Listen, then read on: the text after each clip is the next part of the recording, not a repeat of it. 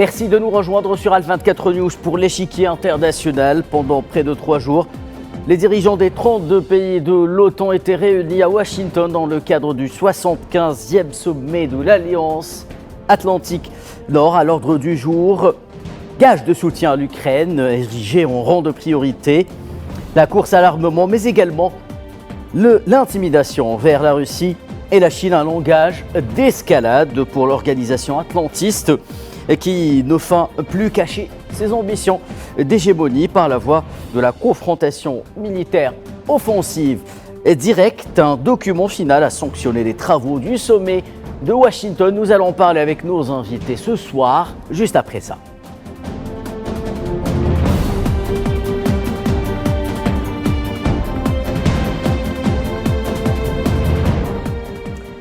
Pour parler du 75e sommet de l'OTAN, ce soir, j'ai le grand plaisir d'accueillir Manuel Pouchelet, expert en questions militaires. Vous êtes en direct avec nous depuis Paris. Bonsoir, monsieur.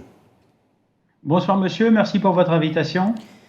Hicham Lahmisi, secrétaire du Geneva International Peace Research Institute, JIPRI, sera également avec nous dans quelques instants en direct de Genève. On va commencer avec vous sans plus tarder. Monsieur Pouchelet, alors un sommet, un 75e sommet sous les couleurs peut-être du nouveau grand allié de l'OTAN, à savoir l'Ukraine qui a dominé les débats de ces 3 jours. Quelle impression avez-vous eu peut-être comme ça d'emblée sur le déroulement des travaux de ce 75e sommet ? Écoutez, l'Ukraine occupe l'actualité, le journal de marche des opérations de l'Organisation du traité de l'Atlantique Nord. En fait, l'OTAN va renouer avec son secteur d'activité et son territoire de défense qui était l'Europe. Oui. Je vous rappelle que dans les années 90, l'OTAN avait été engagée en ex-Yougoslavie. Ensuite, elle est partie en Asie centrale avec le conflit en Afghanistan, pour lequel elle a longtemps opéré. Et aujourd'hui, la voilà confrontée depuis 2 ans, depuis février 2022, à soutenir l'Ukraine. Il faut savoir que l'OTAN a, tout au long de sa carrière, qui a commencé en avril 1949, a su évoluer. Mais en même temps, elle s'est sentie menacée, si vous voulez, à la disparition de l'URSS en 91, où justement... Menacée de disparition, donc. Tout à fait, oui. Ouais. Et puis même encore récemment, quand vous pensez aux déclarations du président français qu'il avait déclaré en état de mort cérébrale, force est de constater qu'elle s'est retrouvée relancée avec le conflit en Ukraine. Aujourd'hui, l'actualité numéro 1 de l'OTAN, c'est-à-dire se recentrer sur son axe de prédilection qui est l'Europe. Pourquoi ? Parce que les Européens sont pour l'instant incapables d'avoir une force européenne commune, puisque vous avez différentes querelles d'ego, principalement entre les puissances, on va dire, entre les États de l'Union européenne qui ont du mal à se comprendre et qui n'avancent pas de manière, égalitaire sur la question de la défense. Et ils ont donc décidé, si vous voulez, de faire tout sous-traiter à l'OTAN. Donc ces 75 ans de l'OTAN, si vous voulez, à Washington, sont un message aussi fort des États-Unis, notamment de M. Biden, qui, je le rappelle, depuis sa présidence et surtout depuis le début du conflit en Ukraine, n'hésite pas à fournir à grand renfort de milliards de dollars un soutien au président Zelensky, qui lutte contre les forces de Vladimir Poutine qui ont envahi son territoire en février 2022. Alors, envahir son territoire, peut-être les mots ne sont pas partagés par tous. Certains parlent d'opération spéciale russe en Ukraine à l'appel, justement, à la demande des 4 territoires qui ont choisi d'appartenir à la Russie à l'issue d'un référendum, donc ceux du Donbass. Monsieur Pouchelet, jusqu'où ira l'OTAN, justement, dans ce soutien inconditionnel en armant de plus en plus l'Ukraine et donc en ignorant tous les signaux d'alarme en ce qui concerne une escalade qui pourrait dégénérer en une espèce de conflagration dans toute l'Europe? Oui, moi je pense que l'erreur de l'OTAN, merci d'avoir repris mes propos, bon c'est vrai que c'est une opération spéciale russe, mais je pense que l'OTAN est allé trop loin avec, on va dire, cette provocation qu'elle avait faite envers la Russie, il faut être honnête. C'est pour ça que M. Poutine a d'ailleurs... C'est pour ça que M. Poutine a décidé d'ailleurs de lancer l'opération spéciale. Pourtant, il avait envoyé des warning signs, donc des signaux prévenance en disant attention, vous allez un pont trop loin et là je risquerais de me fâcher. Bon, c'est ce qui s'est passé. Rappelons tout juste que les 2 parties était tombé sur un accord, justement, dans le cadre des accords de Minsk, qui n'ont pas été respectés par l'OTAN. Tout à fait, oui, oui. Mais je pense que l'OTAN, en fait, aujourd'hui, c'est difficile de prédire l'avenir. Pourquoi? Parce que je pense qu'il y a une chose que les téléspectateurs doivent prendre en compte, c'est quand on entend, si vous voulez, les dernières déclarations du candidat Trump à la présidence, il a bien parlé qu'il menaçait de se retirer. Pourquoi? Parce qu'il y a des pays qui sont membres de l'OTAN et qui ne payent pas leur quote-part. Donc, si vous voulez, on est un petit peu suspendu à cette fameuse élection américaine sur de nombreux sujets d'ailleurs, hormis l'OTAN. Mais là, puisque ce soir, c'est le sujet du débat auquel vous m'avez invité, force est de constater qu'il est très difficile. Regardez les dernières difficultés qu'il y a eu avec l'adhésion de la Suède et de la Finlande et le blocage de la Turquie. L'OTAN, finalement, se contredit elle-même. Et je ne pense pas qu'elle puisse aller si loin que ça si tant est que la Russie décide d'adopter une nouvelle stratégie. Monsieur Poutine a toujours été clair, il a parlé de stratégie de grignotage concernant l'Ukraine, il s'y conforme et l'OTAN pour l'instant est incapable de réagir et entre guillemets montre les bras, excusez-moi cette expression, mais quand on voit si vous voulez les participants au sommet de l'OTAN, je pense qu'ils avancent de manière un peu plus divisée qu'ils ne l'étaient jusqu'à présent en tout cas. Très bien, Monsieur Pouchelet. Hicham Lahmissi, secrétaire du GIPRI, vient de nous rejoindre. Bonsoir, Hicham, est-ce que vous m'entendez? Oui, bonsoir. Alors, même question à Monsieur Pouchelet. L'Ukraine au cœur de ce 75e sommet de l'OTAN. L'OTAN qui multiplie les annonces de soutien inconditionnel, à la fois en apportant assistance financière, mais surtout militaire, à l'Ukraine, en dépit de tous les signaux d'alarme qui retentissent un peu partout dans le monde et qui demande aux deux parties de privilégier la diplomatie. Mais l'OTAN ne l'entend pas de cette oreille. Apparemment, elle décide de renouveler son partenariat ou plutôt engagement moral envers l'Ukraine, qu'elle dit être son allié en l'armant, de manière conséquente. J'ai envie de dire d'une certaine façon que c'est tout à fait normal, puisque en réalité l'OTAN est partie prenante du conflit. Si l'on considère que le conflit en fait oppose simplement la Fédération de Russie et l'Ukraine, on fait une grave erreur, j'allais dire, d'interprétation. On est véritablement aujourd'hui dans un conflit multiforme qui oppose directement l'OTAN et de plus en plus directement, c'est-à-dire pas simplement à travers l'envoi d'aides financières, d'armes de diverses sortes, mais maintenant avec un engagement de plus en plus poussé et qui laisse à penser que l'OTAN aujourd'hui est dans une logique d'affrontement sur le terrain.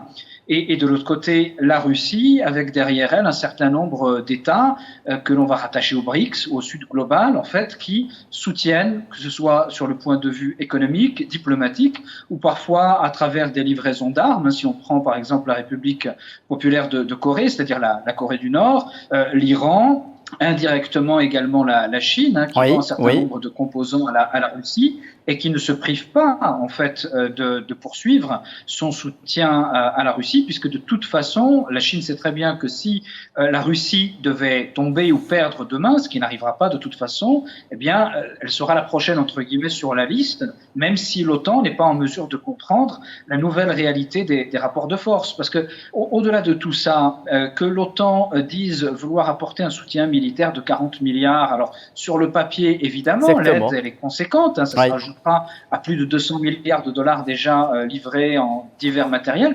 Mais la réalité, c'est que du point de vue industriel, l'OTAN n'est plus capable de suivre le rythme. Il faut voir que la capacité productive de l'industrie militaire russe, aujourd'hui, est très supérieure à celle de l'OTAN. Ce qui pose en fait un énorme problème dans l'équation, et vouloir toujours pousser l'Ukraine à poursuivre un conflit dont on sait très bien qu'il est militairement ingagnable, c'est envoyer au suicide des centaines de milliers d'Ukrainiens, et on a déjà des centaines de milliers de victimes ukrainiennes. Et c'est ce qui vraiment interpelle sur le sens de ce conflit, moi qui m'amène à penser qu'en réalité, la guerre, c'est pas simplement la question ukrainienne, ça va plus loin que cela. C'est vraiment la volonté de mettre à genoux la Russie, même si sur le terrain, c'est exactement le contraire qui est en train de se dérouler. Très bien, merci Hicham Lahmissi. Alors Manuel Pouchelet, est-ce que ce langage d'escalade de l'OTAN, est-ce que ce langage correspond à l'ensemble des membres de l'OTAN, y compris les derniers qui y ont adhéré, à savoir par exemple la Suède, l'Ukraine qui est elle-même candidate, normalement une adhésion qui tarde à venir, rappelons-le, à l'OTAN. Est-ce que ça leur correspond forcément, eux qui se mettent justement, ces pays-là, sous le parapluie de l'OTAN en cherchant protection, alors que l'OTAN arbore un langage offensif qui les amènera peut-être dès demain à entrer dans des conflits qui ne les concernent pas forcément? Oui, il y a un risque de conflit, surtout pour les derniers adhérents, puisque les derniers adhérents sont en mer Baltique, et la mer Baltique est un enjeu stratégique pour l'OTAN, puisque bien sûr on y retrouve l'enclave de Kaliningrad pour la Russie, mais également aussi le contrôle pour les Européens, et là je pense plutôt à la Suède et à la Finlande, Oui. qui... alors, il y a aussi une chose qu'on peut ajouter, c'est que les pays de l'OTAN, surtout ces nouveaux adhérents, je pense à la Suède, ils ont une industrie d'armement, tout comme la France ou tout comme d'autres pays, alors qu'en fait, ils avancent de manière inégalitaire. Maintenant, j'ai un peu peur qu'ils se retrouvent engagés. D'ailleurs, je trouve un petit peu quand même incohérent certaines décisions des pays de l'OTAN de s'équiper de manière américaine, alors qu'on a une industrie prospère dans le dossier au niveau de l'armement, si vous voulez. Et c'est vrai, comme l'a souligné votre invité, les pays de l'OTAN sont actuellement incapables. D'ailleurs, en France, ça pose des inquiétudes en termes également de production de matériel. Mais je vais aller au-delà. C'est bien d'avoir du matériel, mais il faut aussi des personnes pour le servir, ce matériel. Exactement. Et actuellement, on a des problèmes de recrutement. On a des problèmes de recrutement. D'ailleurs, il y a même certains pays comme l'Allemagne qui pensent remettre, si vous voulez, sur le devant de la table l'espèce de conscription qu'ils ont connue. Et vous savez que l'Allemagne avance de manière très délicate et au regard de son passé historique, et les questions de défense en Allemagne sont des sujets tabous dont on évite de parler, et en même temps, idem en France, puisqu'on n'arrive pas à recruter. Maintenant, je pense que l'OTAN se retrouve confrontée à ses propres contradictions qui risqueraient, j'allais dire, malheureusement, avec cet entêtement de vouloir affronter la Russie, de se retrouver face à une guerre dont elle ne maîtrisera pas les tenants et les aboutissants. Ça, c'est sûr et certain. Parce que pourquoi il y a aussi une logique dont on ne parle pas, c'est que l'OTAN s'est aussi inscrit, et ça sous la volonté des Américains, à une sorte d'endiguement de la Russie et de la Chine. D'ailleurs, côté Pacifique, côté Pacifique, il y a une nouvelle alliance qui s'appelle l'AUKUS, qui est faite un petit peu de bric-à-broc de pays, on va dire, asiatiques, comme la Corée du Sud, l'Australie, le Canada et les États-Unis. Mais de toute façon, les Américains, il ne faut pas croire, ils seront incapables de gérer, si tant est qu'il y a un conflit, ce commandement, comme ils avaient réussi à le faire d'ailleurs lors de la Seconde Guerre mondiale avec les opérations en Europe et dans le Pacifique. Aujourd'hui, c'est impossible, nous sommes en 2024. Il y a des nouvelles puissances émergentes qui sont de sérieux contradicteurs pour lesquels ils ne sont pas préparés à éventuellement connaître un échec. Très bien, Monsieur Pouchelet. Justement, vous tendez la perche, Hicham Damissi, pour la question suivante qui concerne ce langage menaçant envers Moscou et Pékin. Pékin qui a réagi par la voie de sa diplomatie aux propos tenus lors de ce 75e de sommet de l'OTAN. Quel est l'intérêt aujourd'hui pour l'OTAN de provoquer comme ça ouvertement la Chine ?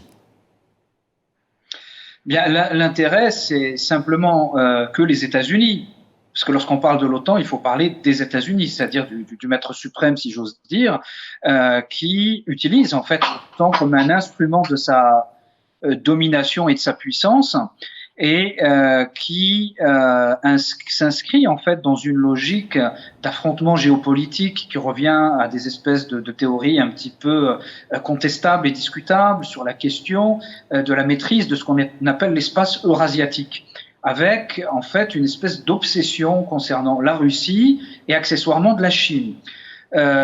On est aussi dans une logique où les États-Unis aujourd'hui sont en perte de vitesse par rapport à la Chine. Aujourd'hui, la Chine, du point de vue de la parité de pouvoir d'achat, c'est-à-dire PIB réel, la Chine est la première puissance économique depuis déjà une dizaine d'années.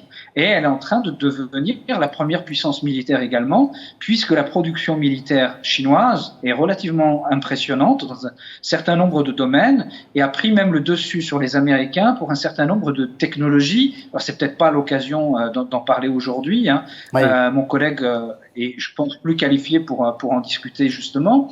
Mais en tout cas, ce qu'il faut voir, c'est que la toute-puissance, la domination totale des États-Unis ou exclusive, eh bien, cette réalité est terminée. Mais les mentalités, elles, n'ont pas évolué. C'est-à-dire que du point de vue des élites occidentales, on continue à voir le monde dans une logique de domination exclusive et totale de l'Occident, sans comprendre qu'aujourd'hui, lorsque l'OTAN réunit est capable de produire, je ne sais pas, un char en X temps.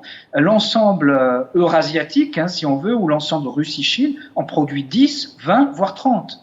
Je me souviens qu'une note qui avait été adressée par une commission de l'Assemblée nationale française avait mis en avant le fait que la Chine produisait chaque 2 ans ou 3 ans l'équivalent total de la flotte maritime navale militaire française. C'est vraiment pour donner une idée de l'évolution des rapports de force.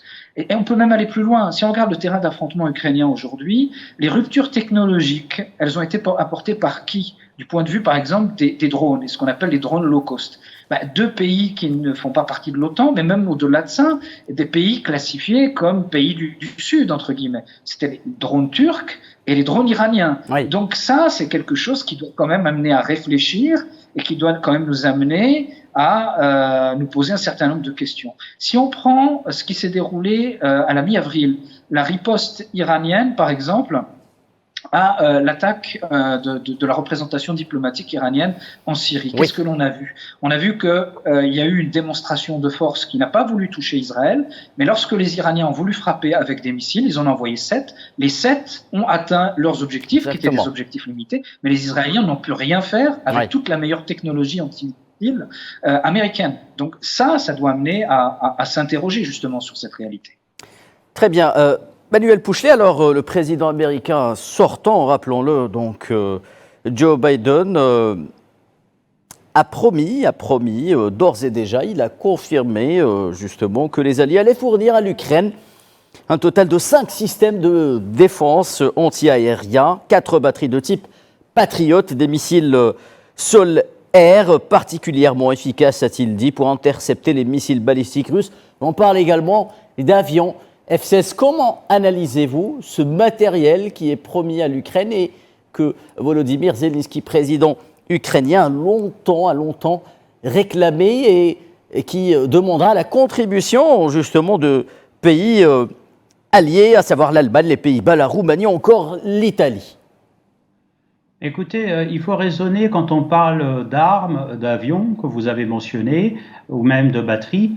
Les systèmes patriotes sont déjà des systèmes obsolètes. Excusez-moi, mais je vais être très clair sur la question. Tout comme le F-16, d'ailleurs, la signature radar du F-16 est parfaitement connue par l'armée russe. Pourquoi? Parce que c'est un avion qui opère en Syrie et que forcément il a déjà été observé, ainsi que ses capacités de combat. Et je vous ferai remarquer que c'est aussi un système d'armes. Alors il faut savoir que pour être efficace au combat, déjà c'est minimum 5 ans d'expérience. Au bout de 5 ans, le pilote commence à être efficace. Ensuite, c'est un système d'armes, c'est-à-dire qu'il faut qu'il soit en mesure de communiquer, excusez-moi, avec d'autres vecteurs sur le terrain. J'entends par là aux chars de combat, des véhicules de combat de l'infanterie et également des fantassins qui peuvent ordonner des tirs sur des cibles qu'ils ont identifiées. Pour l'instant, ce n'est pas le cas. Pourquoi? Parce que les Ukrainiens sont formés, on va dire, en Roumanie pour certains d'entre eux, ou dans d'autres pays pour d'autres, mais je ne pense pas que cela renverse la tendance. Je vous ferai remarquer une chose, les Russes ont quand même utilisé ces derniers temps sur les frappes de Kiev des missiles hypersoniques, et d'ailleurs les Américains se sont même servis des Japonais pour acquérir cette technologie, puisqu'ils n'avaient pas dans leur rang les ingénieurs nécessaires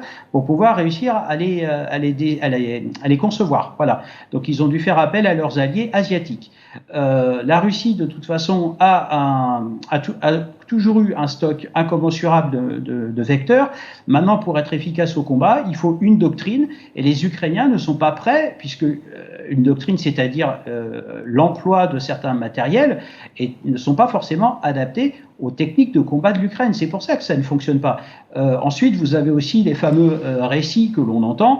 L'hiver, il y a la boue, les véhicules ne peuvent pas bouger. L'été, il fait trop chaud, ça tombe en panne. Enfin bref, on entend tout. Mais une chose est sûre, pour tout ce qui est de l'espace de bataille, c'est vrai que le drone, on va dire, a de manière pas si low cost que ça, redessiné, on va dire, l'efficacité au combat, parce que ça permet d'avoir des avions qui sont capables d'obtenir du résultat sans forcément dépenser des millions, puisqu'un avion de combat, ça vaut plusieurs millions de dollars, hein, nous l'oublions pas. Mais en même temps, je mets un point d'honneur à rappeler une chose, que pour être efficace, il faut plusieurs années. Quand j'entends certains médias qui nous annoncent que les pilotes ukrainiens sont formés en 6 mois pour voler sur du F-16, eh ben moi j'attends de voir les premiers résultats au combat, puisque c'est un système d'armes. Un système d'armes pour reconnaître la technologie et surtout la doctrine d'emploi, c'est-à-dire la manière dont vous allez l'utiliser au combat. c'est des années. Maintenant, je rappellerai une phrase de Clausewitz qui est quand même ancienne. La guerre, c'est imposer à l'adversaire l'exécution de notre volonté. Et c'est ce que fait M. Poutine, en tout cas.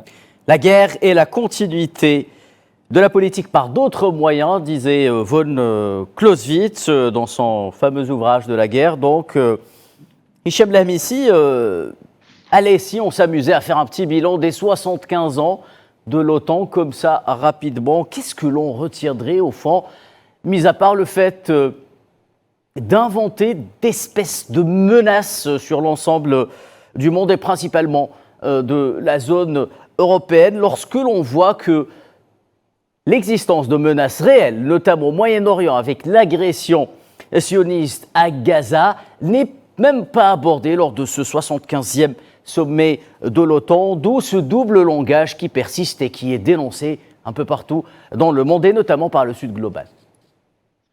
Bien, l'OTAN, si on reprend, comment dirais-je, les motivations de sa création et de son existence, l'OTAN s'est inscrit initialement dans une logique d'opposition au bloc de l'Est, à l'Union soviétique, et avec la fin en fait de l'Union soviétique, d'un certain point de vue, alors que le pacte de Varsovie avait disparu, il a fallu inventer de nouveaux ennemis. Ces nouveaux ennemis, vous les connaissez. Ça a été ce qui a été conceptualisé sous l'appellation terrorisme, mais qui visait en particulier un certain nombre d'États du Moyen-Orient récalcitrants sous monitoring israélien, qui sont entrés dans le processus décisionnel états-unien à travers un certain nombre d'acteurs qui ont joué un double jeu sans rentrer dans les détails. Ça a été la destruction aussi de la Yougoslavie, il ne faut pas oublier de le rappeler.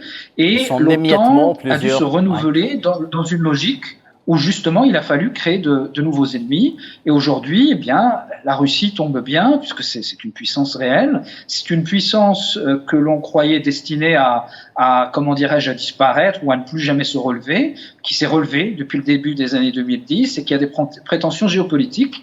Des prétentions géopolitiques qui ne sont pas des prétentions mondiales, ce sont surtout des prétentions régionales et assurer en fait sa domination ou du moins, comment dirais-je, sa tranquillité dans sa zone d'influence traditionnelle, ce que les Russes appellent l'étranger proche, et notamment l'Ukraine en particulier. Et ce que l'OTAN a fait, c'est aller dans le chemin de la provocation en poussant l'Ukraine justement à se retrouver dans une situation de confrontation directe avec la Russie.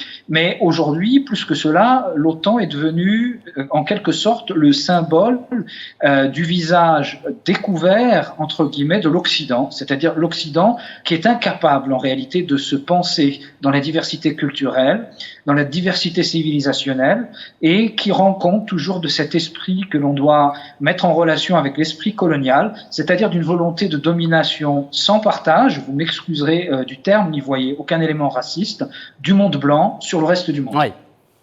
Oui, donc une espèce d'interprétation de l'idéologie par la géopolitique pour ou à des fins justement hégémoniques. Manuel Pouchelet, pour terminer en 1 minute, s'il vous plaît, comment voyez-vous l'avenir de cette alliance qui ne peut s'empêcher d'aller dans la confrontation directe face aux adversaires des États-Unis? Encore une fois, ils n'ont pas des 31 autres nations qui composent l'alliance du traité Atlantique Nord. De toute façon, l'OTAN se cherche un nouvel avenir. Elle a tenté d'être le bras armé de l'ONU et ça a été un échec. On a pu le voir avec l'ex-Yougoslavie et puis même avec l'Afghanistan. Maintenant, j'allais dire un proverbe arabe, puisque j'habite aussi au Moyen-Orient, qui garde son secret est maître de sa route. Et pour l'instant, malheureusement, l'OTAN a livré tous ses secrets et on en voit les limites. Merci infiniment. Manuel Pouchelet, expert en questions militaires. Vous étiez en direct avec nous depuis Paris. Hichem Lamisi, secrétaire du Geneva International Peace Research Institute, JPRI. Vous étiez quant à vous en direct avec nous depuis Genève. Mesdames et messieurs, c'est la fin de l'échiquier international. Nos programmes se poursuivent sur Al 24 News. À très bientôt.